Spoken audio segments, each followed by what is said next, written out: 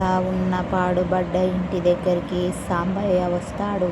సాంబయ్య వస్తున్నప్పుడు తన చుట్టూ మొత్తం నల్లగా మబ్బులు కమ్ముకుపోతాయి. ఏదో నల్లటైన పొగ వస్తుంది.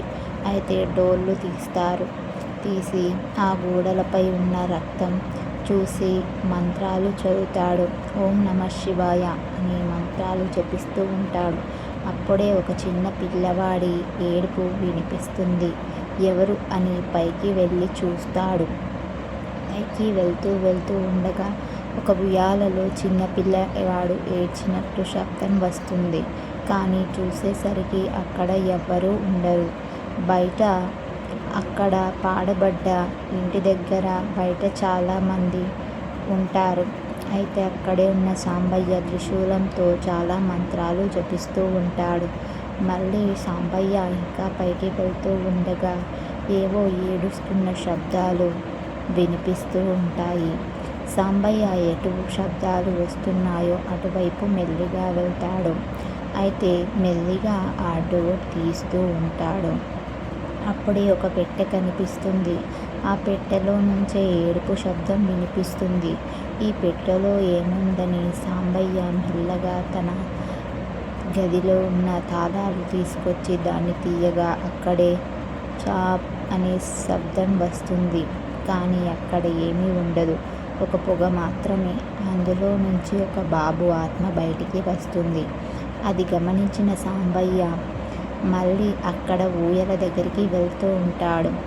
సాంబయ్య గ్రహించింది ఏంటంటే కమల చనిపోయినప్పుడు తన ఒక గర్భిణి.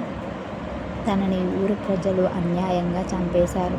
తన భర్త బయటి దేశాల్లో ఉండడం వల్ల కమల ఒక్కతే ఉంది తన మంత్రగత్తి అని అనుకొని ఊరి ప్రజలందరూ తనని అన్యాయంగా చంపేశారని తను గ్రహించాడు.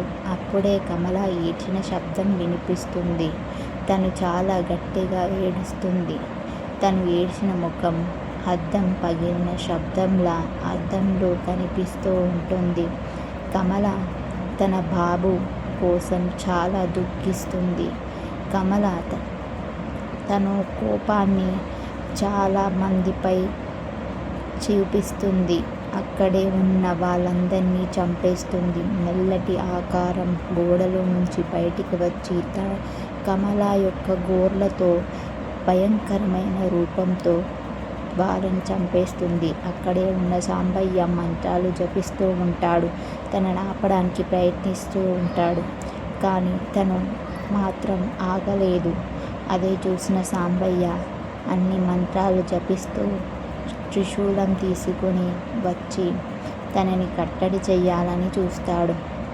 కానీ తను ఆగట్లేదు. కమల మాత్రం వాళ్ళని చంపుతూనే ఉంది. సాంబయ్య అది గమనించాడు. తన వెనకాల ఎవరినో చిన్న పిల్లవాడిని చూశాడు.